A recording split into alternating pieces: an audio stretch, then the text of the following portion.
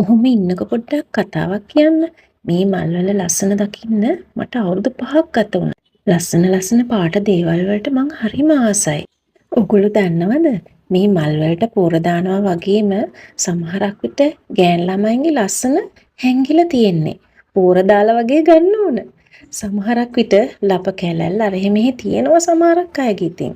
කොහොම හරි ලස්සන්ට ඒගොල්ලන්ව හැඩ වැඩ කරලා ගැලපෙන විදිහට මේකප් එහෙම කරලා එනකොට මං දකින්න මාස දෙයක් තමයි ඒගොල්ලන්ට ටික ටික පේන්න ගන්නවා මං කොච්චර ලස්සනද කියලා.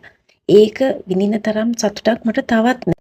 ඒගොල්ලන් කණ්ණාඩියෙන් හැරිලා එහෙම බලන හැටි හරිම ලස්සනයි. මට වෙලාවකට හිතෙනවා කොච්චර පිනක්ද මම කරගන්නේ කියලා. මම වගේ මේගොල්ලන්ගේ මේ මල් දකින්න අවුරුදු 5ක් ඉන්න ඕනේ නෑ. මම කියලා දෙන්නම්කෝ කොහොමද කරන්න කියලා.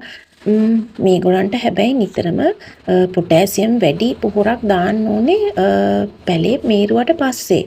ඊට කලින් හොඳට සෙල්සියස් 25 තමයි මේගොල්ලන්ට ඕන කරන උෂ්ණත්වය. ඒ වගේම මේගොල්ලන්ගේ මුල් සිල්වර් පාටක් තමයි තියෙන්නේ.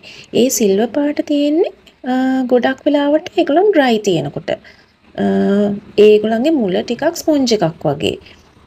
වතුර වැටුනහම ඒක කොළ පාට වෙනවා. නමුත් මේ පැලේ තියෙන විශේෂත්වය තමයි ඒගොල්ලන්ට දැන් වතුර අපි දෙනවනේ. වතුර දීලා හොඳට තෙතමනේ උරා ගත්තට ආයි පැය ගාණක් ඒගොල්ලන් ඩ්‍රයිනස් එකේ තියන්න ඕනේ. ඒ කියන්නේ නිතර නිතර වතුර දාන්න හොඳ නෑ කියන එකයි. සමහරක් විට ලේසි නෑ මේකට මේ පැලේ තවත් විශේෂමට කියන්න බැරුණානේ. මේ පැලේ වෙන ඕකිඩ් වලට වගේ කොහො මේ පොල්ලෙලි අඟුරු ඒවා දාන්නේ නෑ. නිකන් වාතාශ්‍රය ලැබෙන පෝච්චියක තමයි මේක නූලකින් හිමීට ගැට ගහලා එහෙම රඳවන්නේ.